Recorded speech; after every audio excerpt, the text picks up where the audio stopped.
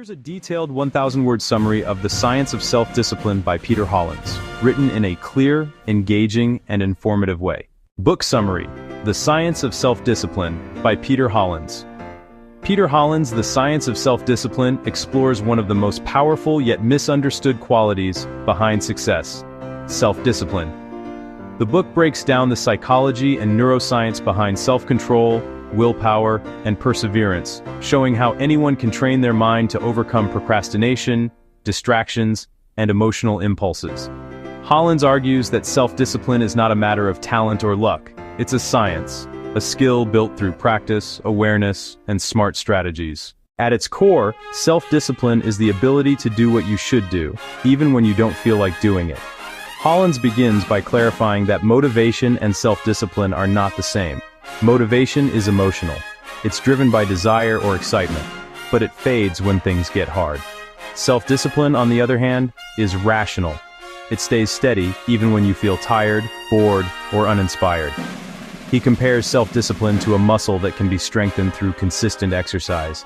Each time you resist temptation, keep a promise to yourself, or stick to a routine, you reinforce your discipline muscle. Over time, it becomes easier to make disciplined decisions automatically. This shift allows you to act according to your goals and values rather than emotions or impulses. 2.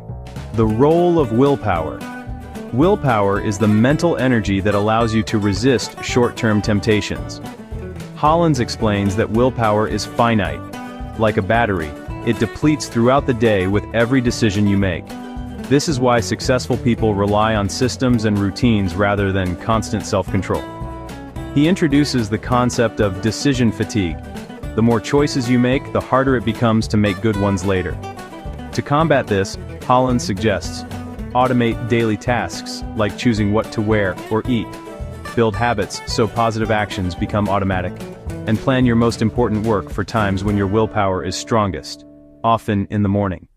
Hollins also highlights that willpower can be replenished through rest, good nutrition, and positive emotions. He encourages readers to view self-discipline not as self-punishment, but as an empowering act of self-respect. A key pillar of self-discipline is mental toughness, the ability to stay committed even under stress or failure. Hollins draws inspiration from Stoic philosophy, particularly the idea that we cannot control external events, only our reactions to them. When you focus on what you can control, your actions, mindset, and effort, you develop resilience. He explains that discomfort is not the enemy, it's a sign of growth. People who succeed are not those who never feel tired, afraid, or frustrated. They're the ones who act despite those feelings. Hollins encourages readers to embrace challenges as opportunities to build inner strength. This mental toughness keeps you consistent when motivation disappears. He suggests practicing controlled discomfort, intentionally doing things that are slightly uncomfortable, such as cold showers, early mornings, or hard workouts, to train your mind to handle adversity calmly. One of the most underestimated aspects of discipline is emotional control. Hollins explains that most failures in self-discipline are not due to a lack of knowledge, but due to emotional impulsivity. We act on feelings of boredom, stress, or anxiety instead of logic. To build emotional discipline, he recommends: pause before reacting, count to 10, take deep breaths, or walk away when you feel an impulse. Label your emotions. Simply naming what you feel, "I'm anxious," "I'm frustrated," helps reduce its intensity. Reframe discomfort. Instead of saying, "This is hard," say, "This is helping me grow." By mastering emotional control, you regain power over your actions. Instead of being driven by fleeting emotions, you act from a place of intention and purpose. Hollins emphasizes that self-discipline is built on systems, not just willpower. Motivation might start the engine, but habits keep it running. Good habits automate discipline so you don't have to decide to do the right thing. You just do it naturally. Make good choices easy and bad choices hard. Put your phone in another room and hide junk food. Pair a new habit with an existing one. Use the 2-minute rule, start with something tiny. Reward your progress to reinforce streaks. Temptation is one of the biggest enemies of discipline. Our brains are wired for short-term pleasure, which often sabotages long-term goals. To overcome this, Hollins offers practical strategies such as the 10-minute rule. When you feel the urge to quit or indulge, delay the decision for 10 minutes. Most impulses fade. Implementation intentions. Plan ahead for moments of weakness. If I'm too tired to work out, I'll stretch for 5 minutes. Identify triggers. Notice why you lose focus and replace those triggers with healthier coping mechanisms. By creating mental and physical barriers to temptation, you make discipline the path of least resistance. In today's world of distractions, focus is a rare superpower. Hollins argues that self-discipline and focus are deeply connected. The ability to concentrate on one thing at a time without getting distracted is what separates high achievers from average performers. He encourages readers to practice deep work, periods of uninterrupted, high-quality focus. To cultivate focus, work in time blocks, like 45-60 minutes. Eliminate distractions, turn off notifications, silence your phone. Prioritize your most important tasks first. End the day with reflection and planning for tomorrow. Sustained focus builds momentum and strengthens your sense of control and clarity.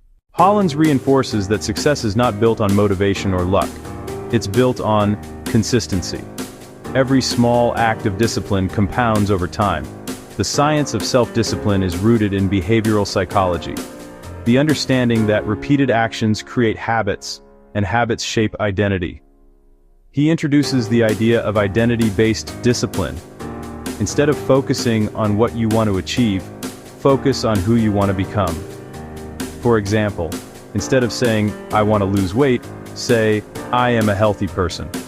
When your actions align with your self-image, discipline becomes natural. To make self-discipline practical, Hollins provides several tools.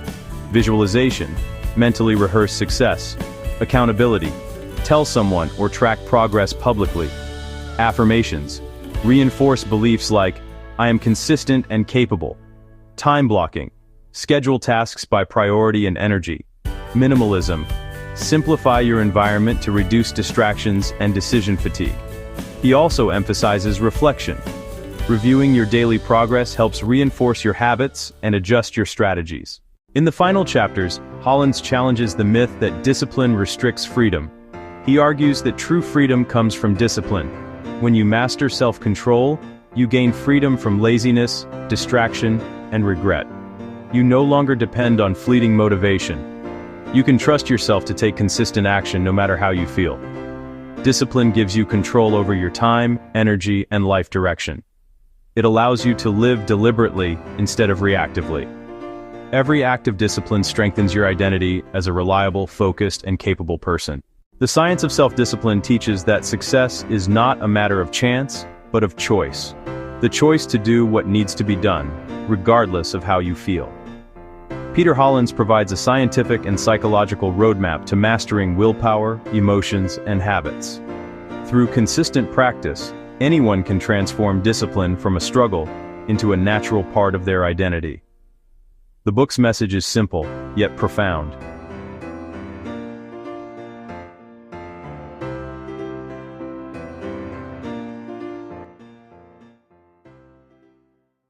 In a world of distractions and instant gratification, Hollins reminds us that self-discipline is the ultimate power, the bridge between goals and accomplishments, between who we are and who we want to become. Would you like me to make this summary shorter, around 500 words, or formatted as bullet points for quick memorization, e.g. for study or presentation?